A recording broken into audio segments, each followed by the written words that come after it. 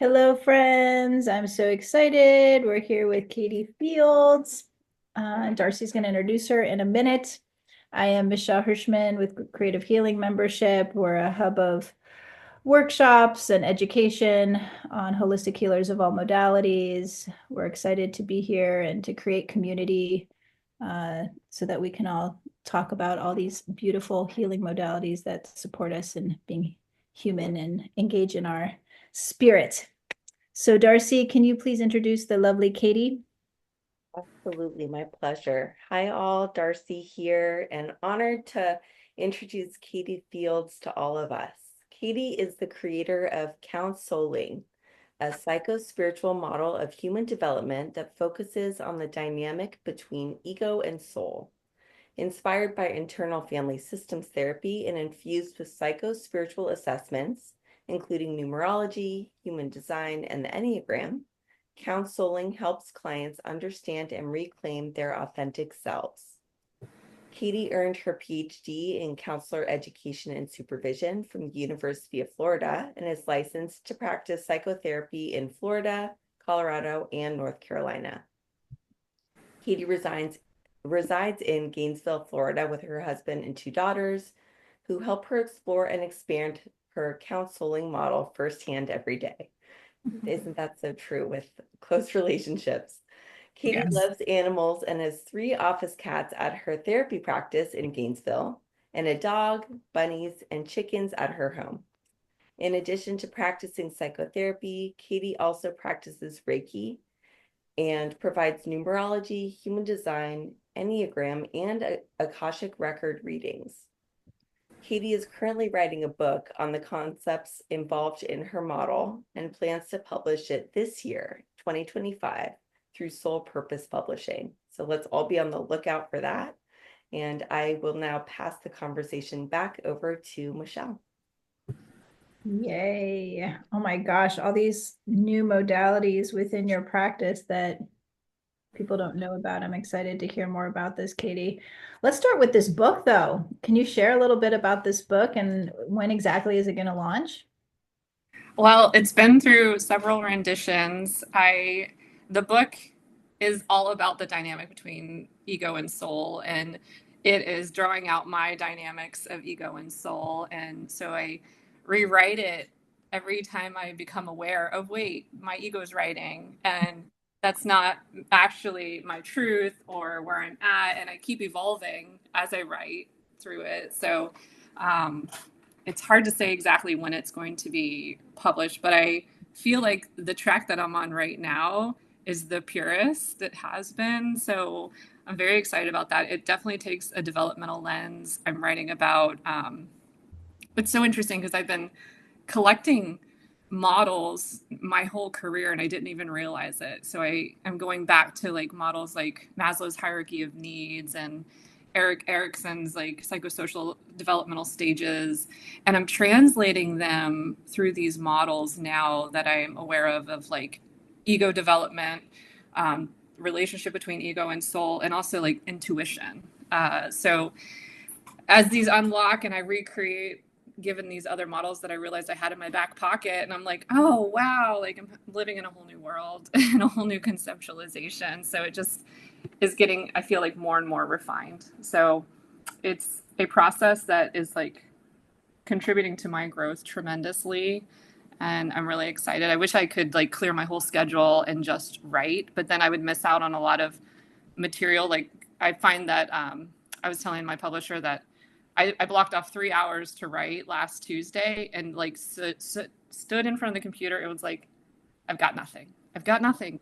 But then I saw clients the next day and I keep post-its next to my chair and like just jot down things. And like there was so much material coming through. And I was like, okay, I got to keep working, I guess. Well, you'll have to keep us posted, I'm guessing, through your website. Yes. Okay. Wow, that sounds like a almost like a nice exercise for us all to do to speak through our kind of that development of even consciousness of realizing that you're speaking through your ego versus your soul. It's a Yes. little journal prompt too. Hopefully, you'll teach us how to do that better. Part of the book. Yes. Awesome. Well, you mentioned Darcy mentioned a whole bunch of different um modalities that a lot of people don't know about. So let's start with, let's see, akashic records you utilize in your therapy practice, numerology, Enneagram and human design. Enneagram So, and design. Yeah.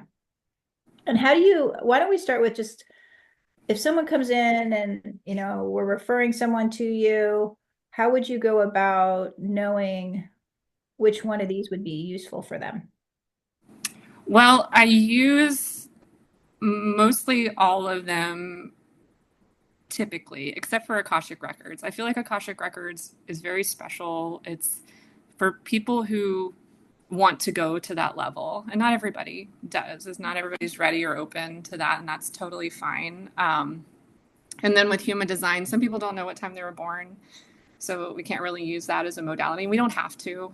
They're used for different things. So I definitely do the Enneagram with everyone. And the Enneagram is a self report personality quiz that anybody could do for free online. And it's a 9 type personality test that gives you actually a snapshot. This is the way I use it of your ego structure and how your ego is functioning and probably keeping you stuck in life.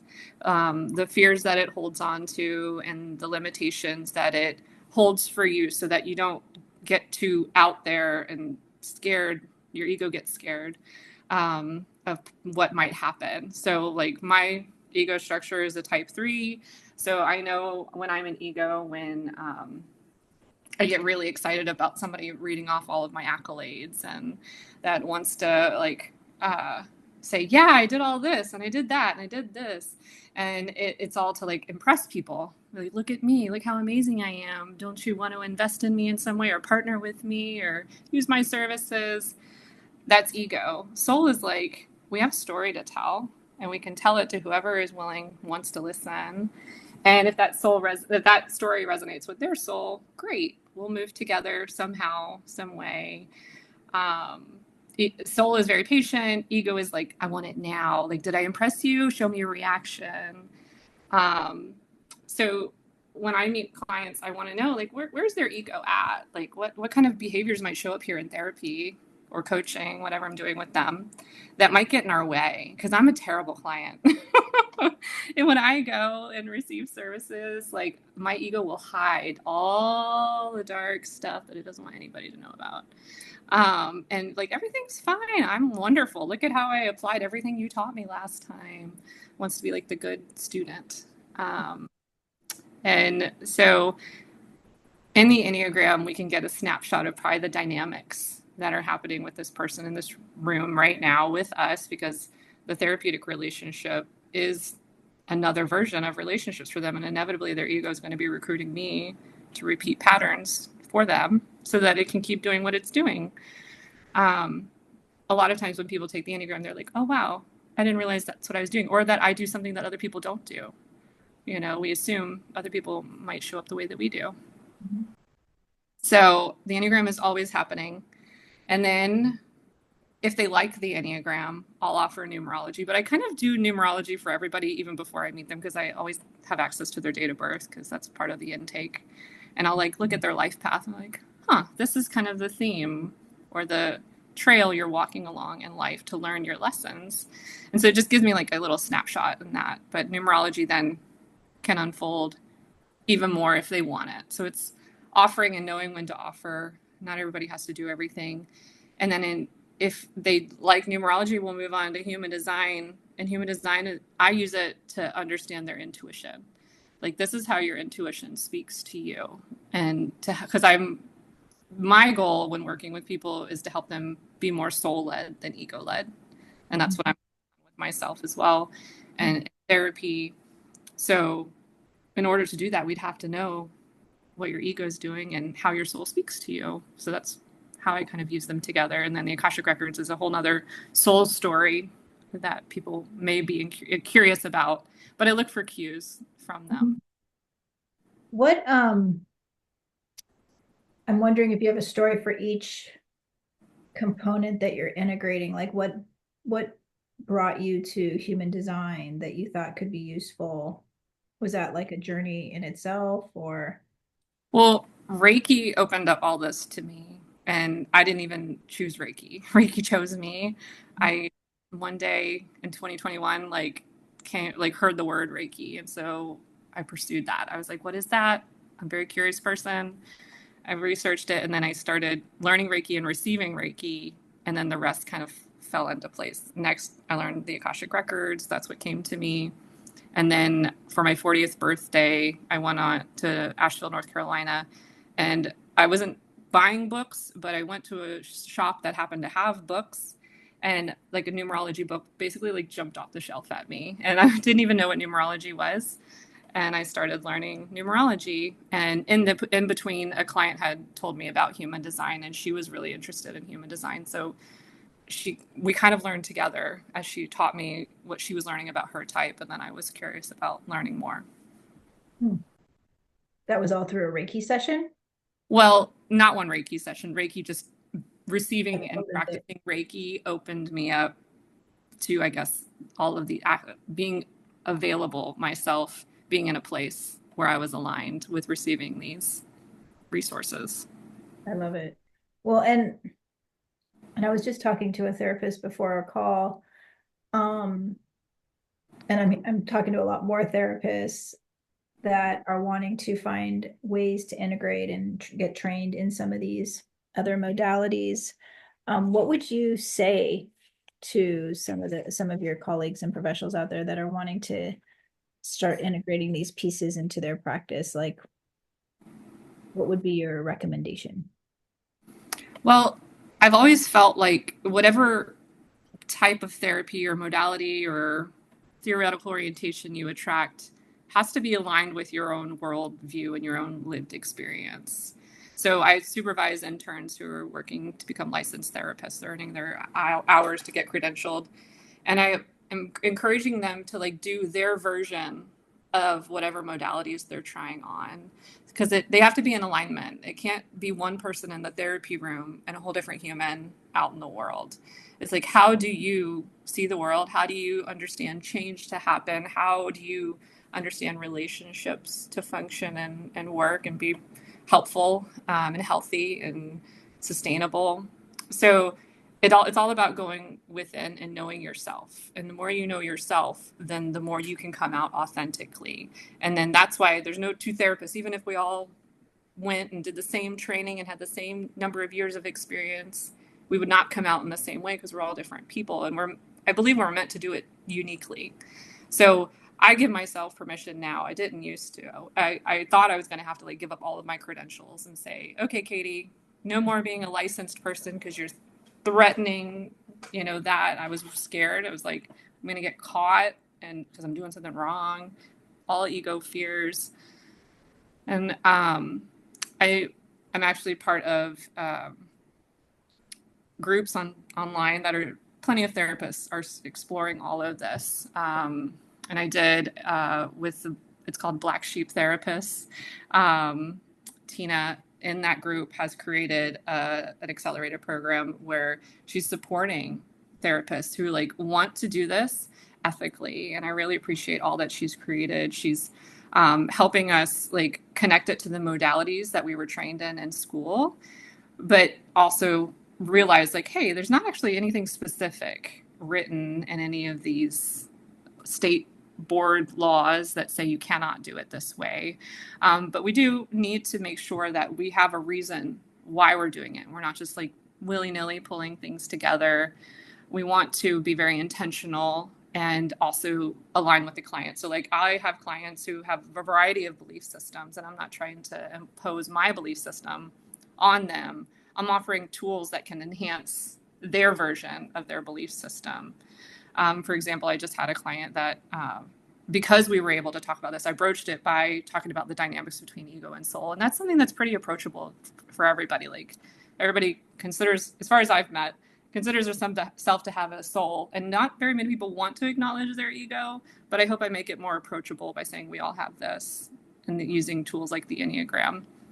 But having that conversation, this client was saying, she was able to tell me, I haven't experienced this ritual since I was a kid, but I really wanted to do it. And it's an egg ritual that, um, you know, she's Catholic, and well, she was raised Catholic, and she has her own version of being Catholic now. And she wanted to include this egg ritual in our therapy. And she asked if I would be willing to do it. And I said, well, if you teach me and it feels aligned, I can do that. And it did, even though I was doing prayers that align with Catholicism and I don't identify as Catholic. I was facilitating that for her, and we were embedding that for her experience. And it was just a beautiful moment. I really appreciate that she trusted me to do that together, because she didn't have anybody else in her world that would trust her. And that's something that's really intimate about the therapy experience. Like, we do have a relationship with our clients that nobody else really gets to see them in such a vulnerable way or such an explorative way. So I really think that any therapist that is considering doing this, they're going to have their fears come up, and just explore those fears. Find trusted therapists who are willing to sit with them in that. I think Tina has created a really safe space for people in this Black Sheep therapist group to like say, hey, I'm thinking about this, or I'm drawn to this. Tina offers a lot of free little mini trainings on her website or her Facebook group. So you'll find your tribe, and you'll start to flourish there once it becomes safe enough to do so. And then you can experiment and know that you're keeping it grounded in a theory or a variety of theories, and you can justify why you're choosing to include this in your therapeutic orientation. That's actually how I met you. Now I Yeah. remember.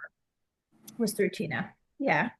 And I reached out to Tina, and I'm like, this is amazing that you're providing this hub for therapists to be able to do, to utilize these other techniques that wouldn't normally have been used, and to do it ethically and mindfully and legally and all the things. So it's awesome. And there's a whole community. So Yeah. awesome. I think there's like 4,000 people in the group now. And she's offering CEUs now. Mm-hmm. I actually just purchased some CEUs from her, because I'm like, this is great, because now I can learn some different things and get, check off my list for CEUs this year. Yeah. I think that's going to happen more and more as more therapists start to feel more comfortable with this, who take it really seriously. We're going to find ways to responsibly train other people to do this in an ethical way. I love it. It's so needed. Going outside the box. What do you do to like nourish yourself? Because besides just some of the traditional models of therapists and like self-care, you're going even deeper, especially with akashic records, which I'm gonna like hit you up in a little bit, because I think that's an interesting piece. I'm curious to see what type of people you work with that go deeply. But is there, I feel like with these type of modalities, you do go deeper with a client. Do you get that sense? Like then, utilizing CBT or DBT or behavioral interventions, using these, do you feel like you're connecting in a different way to the Yes, people with? always have. Like, I was never drawn to like CBT or anything that was just like, I don't have an answer for that.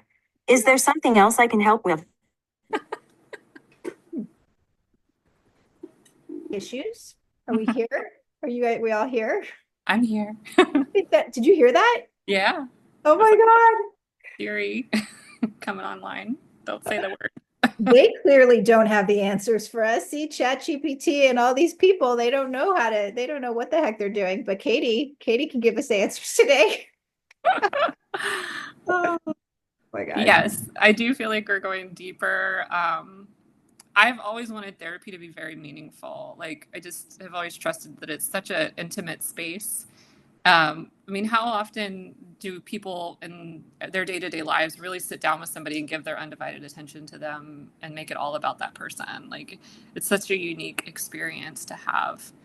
And I've always loved stories and wanting to understand. Like I said, I'm a curious person. I'm like, I trust that you've arrived here by some valid reason. Like, there's a story here that makes sense. And so I've always like leaned into the stories. So it's hard to compare it to like if I were just to say, okay, what's your ailment? Okay, this is the best practice to treat this ailment. Here's your homework assignment. Go practice doing this. And then we just practice it in session, and then we're on with our next client. Like, I couldn't do that. Like, I really want to get into the story of people and help them see themselves in other ways and new ways. So I think a lot of therapy traditionally has been ego driven, where the therapist is an ego and the client is an ego. And I do believe like our egos will bring us into therapy. They're like, hey, my human isn't humaning very well. Can you fix them? Or, hey, I keep getting all this feedback about how I'm showing up in the world. I need to do something about that. And then that brings out the ego in this the therapist who is probably already an ego, stressed about maintaining their credentials, seeing enough clients to pay their bills, documenting correctly, and dealing with insurance or whatever.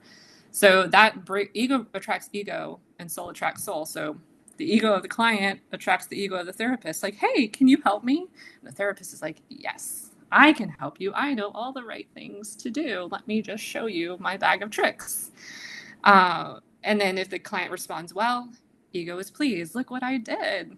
If the client doesn't respond well, ego is hurt and like, what should I do? And is efforting to do better, do something more, or refer them to the right person to be a good therapist. So I have to work hard. That sounds like I'm efforting, but I have to be very mindful and conscious of like who am I in the session? Where am I in the session? What's happening with them? Again, that's why I like the Enneagram, because I'll just go ahead and start looking for their stuff. And I already know a lot about my stuff. So I'm like, oh, I see me wanting to perform, wanting me to please, uh, and calling that out. Like I will call it out with them.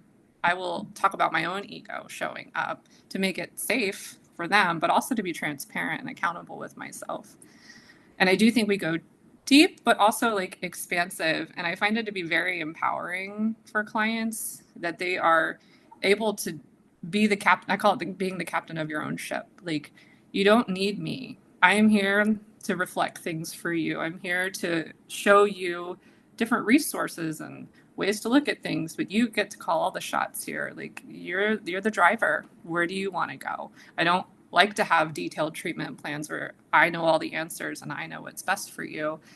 It's like, let's figure it out together, but I'm not leading. Like, I use these assessments to give them information so that they can know themselves better, but it comes from their own like resonance with what the information is saying. And if it doesn't resonate with them, we just kind of set it aside. That's totally fine. But it is much more enjoyable for me because I feel like it's meaningful. I feel like we're bringing things to life. Like, it makes things more vibrant, our experience together. That that's awesome. I feel like for the clinicians, so for any clinicians that are listening out there, it's almost I feel like it can be a good challenge to bring in more mindfulness into the work that we get to do. It forces you to grow in that area and to probably work on ego versus, your soul in session, because I feel like there's a different level of presence that's needed than just some of the traditional models that we've been trained with, like that you can kind of, I'm not going to minimize the amazing work that these other modalities do, because they do, because I use them. But the deeper work that some folks are willing to go to understand themselves and to heal trauma and things of that nature, I think it challenges the clinician to really go deeper with themselves too. So Yeah.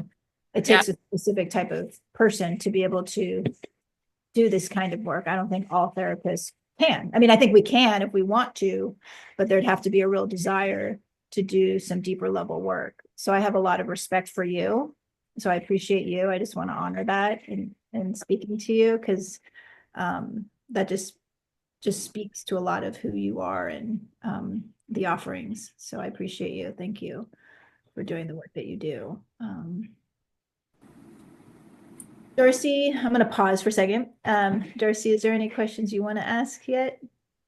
Yes, I do. I have a few. I'm really curious, Katie, what types of clients you really enjoy working with, or who you typically attract, or who you're attracting now as you're at different phases of your professional life and, expanding creatively. We'll start there. Yeah.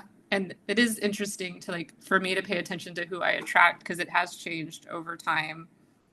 I think therapists, once I call them fresh out of the box, and they're equipped with all of their generic therapist tools and their generic therapist office. My office has changed a lot since I first started being in private practice. I used to have all grays and light blues, and obviously now I have moons in the background. I have cats in the office. I'm really coming out, and that does change the clientele that I attract. um, I tell people I'm being more authentically myself, whereas my three protector ego would be clients don't want cats in the office. What if they're allergic? They're going to be put off the fact that you have an animal in the space that is not a certified therapy dog. Um, and I just trust the people who want to be here for the cats are going to show up, and I make it very clear that we have cats. So I attract cat people. I attract people who like animals and plants. I have lots of pictures on my Psychology Today that demonstrate this is the space that I'm in, because I think the space speaks just as much as it does the words that I wrote on my page about what I do. And it's hard to capture in words what I really do. So my favorite clients are word of mouth clients, clients who have heard about somebody else's experience with me, whether it was as a therapy client or a colleague or somebody. And I tend to attract now clients who are hey, I'm a person in this world and it's hard. It's hard to be a person in this world. And I want support for that. So it's just general that. Whereas I used to attract people for very specific things. I was really honed in on anxiety. I find it anxiety provoking to be a human. All of our egos are anxious. And that helped me bridge this dynamic. So I'm really grateful for that. But now I don't just hang my hat on anxiety. It's just I also was focused on self-esteem, and it's all around your relationship with yourself generally.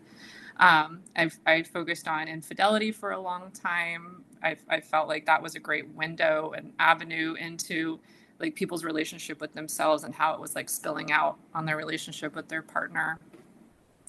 And now, I mean, I used to do a lot of work with couples. Now I tend to want to start with an individual. And if they happen to be in a relationship where it would be helpful to add their partner, we will. But the individual, I find we need to do a lot of work here, because most individuals aren't doing the work we're talking about. We do. They're just trying to be a normal human out in the world, jumping through all the hoops, climbing the corporate ladder, or meeting the expectations. They're still very much focused on the world outside of them as the goalpost or the finish line or the stamp of approval. And I want people who are I want to be the captain of my ship. I want to know myself better. I want to read my body's cues. Some people do come to me because of what I have been working on spiritually. I had a client that she didn't know me, but she went to a medium, and the medium, her husband had died. The medium said, "Your husband is telling me you need to go do EMDR. I don't know what that is, but I'm just telling you that's what he said." And the goal was for her to do EMDR so that she could receive from her husband. That's what her goal was. When she came in with me, I was like, "You need to do EMDR for you. You have a lot of stuff that we could work on with EMDR." And she agreed, and she's been doing her own work at her own pace, which is fabulous. It's whatever bridges us. I trust that if they're meant to be here and they stay aligned, we'll work together. And if they happen to come across me just because their insurance said I was on their list, those don't usually work out very long. So, I just trust the process and let people go. I don't try to hold on. My ego may want to say, but we need to fill that spot. It'll come. It'll come. I love it. Well, and for some of you guys that are listening to this via audio, your plants are like divine. I'm just, I feel like I'm in your space. It's really beautiful. And then your cat's going in and out. And Yeah, it's lovely to be here. yeah, I can feel it through virtual land. Um, Anything else, Darcy? Yes, I do have another, and it actually like they're realize it's like I think they're in separate compartments, but they're not. And that's so much of what I'm hearing from you, Katie, is that there's um that everything blends and everything's connected, and that I really hear that in the modalities that you incorporate. And for me, I'm curious how much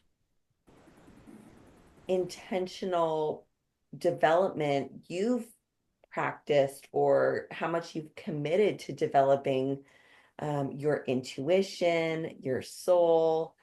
For me, I think they communicate, through each other, and specifically through some of the modalities that you offer in your professional and creative life, such as numerology, human design, Enneagram, internal family systems. Like, would you share anything about how one or a few of those modalities have showed up? Any maybe stories of how they got your attention and why you now share them so outwardly in your work? Yeah. Well, I feel like I said earlier, like collected these modalities and like also these models without intention. Like they just show up for me and I trust it now. Um, so, and you mentioned in my little bio, like my children and my spouse are my biggest teachers. Like I am constantly paying attention to myself in these relationships. And that's really what the work is I do is all about, is like pay attention to yourself. Like so many of us are like, I could feel better if they were different, if they would just listen to me or like do the things that I want them to do. That's giving away a lot of your power, and you don't need to do that. Like harness your power. So I do a lot of work on myself. I'm constantly reading. I cannot consume enough. Like I want to like have a different understanding. Like my husband laughs at me because I'm constantly buying books, but I don't finish them. But what I do is like I'm led to like buy the book, and I buy really variety of books, and I don't intentionally think, oh, I think I need to buy another book. It like I'm told like this is the book you need. And so I'll buy the book and I'll start reading, and I was like, I did need that, and that's a puzzle piece that fits in with these other pieces that I've been collecting. And so I get something out of that, and it's like a puzzle. It's like building a picture, and I don't quite know the whole extent of it, but I'm telling you what I know so far here today.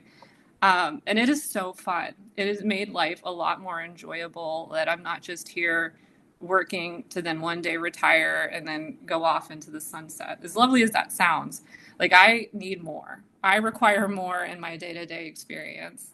Um, so I just like all the modalities I've done, I've received them as a client. So I practice IFS primarily. I did plenty of IFS therapy, and I know a lot of my parts. I probably could continue doing IFS therapy, but I'm enjoying Reiki right now.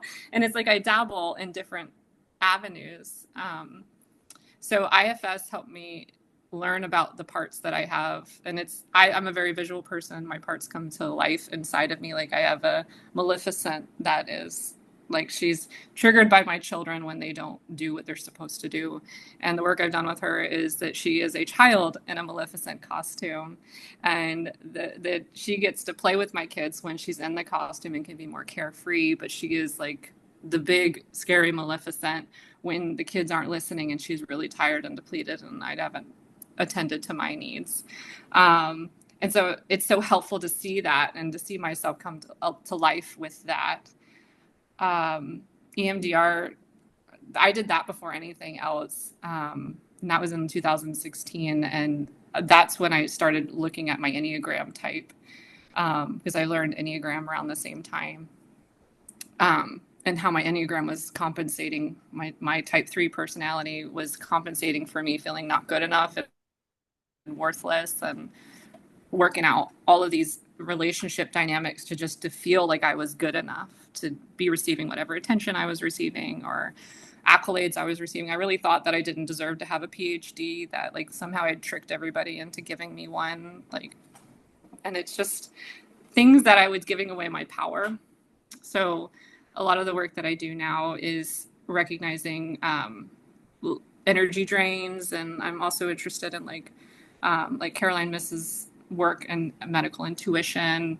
So like just making sure that I harness my energy and not letting it drain into avenues that I've been very healthy, and I'm making sure that I keep it that way, that I listen to my body, that I follow my intuition. If it leads me to a book, I'm going to probably buy the book and explore what's in there for me. I trust that my soul is leading me on a path that will be much grander and better than anything my ego could come up with, because my ego's still scared. It wants to keep me in a box that it knows of, and my soul knows much more than that. So I'm in that expansive place most of the time when my ego is not completely terrified and I have to talk it off the ledge, because this is scary. All the stuff I'm saying can be very scary to my ego. Mhm. Well, yeah, and scary for certain people too, right? I mean, who are just trying to, we deal with a lot of folks with addictions. So they're just like, how do I just not use drugs today? Mm, Uh, yeah. right. And then they can kind of go into that deeper, once they are detox and kind of are back in their body a little bit, then they can get into this, which actually I think could be far more like healing for the long term than even some of the modalities. I think it can be even worked on simultaneously, right? Like you can have like CBT and some of this deeper level work, I would think. Yeah, you have to stabilize somebody. You have to meet them where they're at. Mm-hmm. Yeah. Yeah. I was going to say something else. You were talking to. Mm-hmm. I'll pause on that. Darcy, anything else on your end? The final question is, what is your soul asking you to explore now or next? And we may have heard about it already with the book, which is very much soul work. But I'm curious if there's anything else that could be in your office or atmosphere, or maybe it's just something that's shown up in your brain space so far that you'd like to share. It's interesting to think about. I feel like I'm constantly going in a variety of different directions. Um, I feel like a lot is brewing right now, because a lot of stuff is coming together in this book, and this book helps me understand things that I didn't previously think go together as together. So I feel like that's just what's brewing, is like whatever keeps coming out in this book, and like looking at, because I think about things in terms of myself, like my just being in the world. And then I also think about it in terms of my contribution, like, because I do think everything just flows from me. Like, I am the creator in this process, and what I'm creating is a reflection of me. And I had this really simple but profound experience with, I've only done hypnotherapy one time as a client, and I had this profound experience with that person not too long ago. I think it was in February. And I was sharing all the things that I've talked about with you all.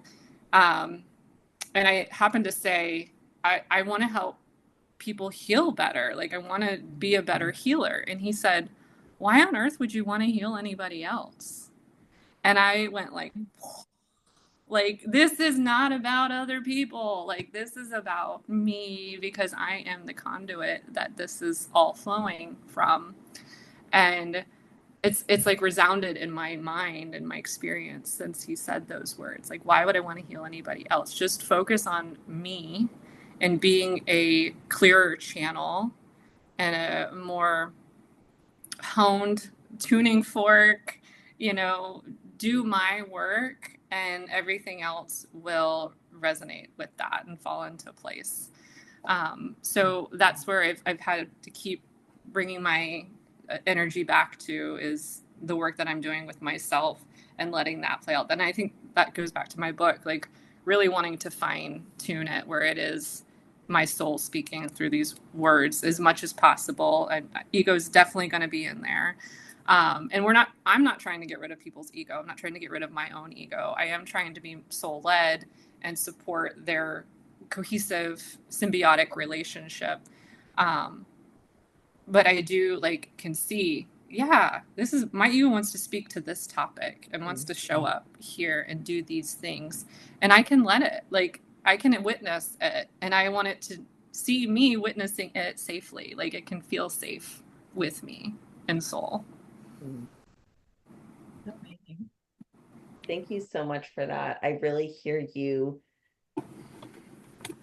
leading from the front and being so dedicated to your internal process. And that really is like that's the soul work. And it's impossible to ignore from the outside. It's very admirable. And I imagine that many people who meet you and have the privilege of working professionally with you and exploring themselves really do feel safe and held, because there's so many options, and just what you bring in, it's like there's um,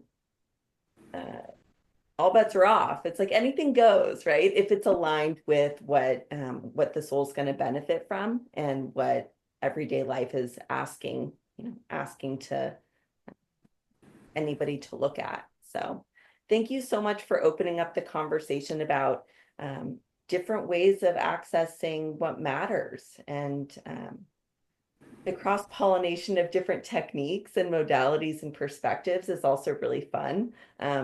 I've certainly had experiences where things can feel pretty stale, and I noticed that the rigidity keeps me stuck in kind of an ego loop of avoidance, and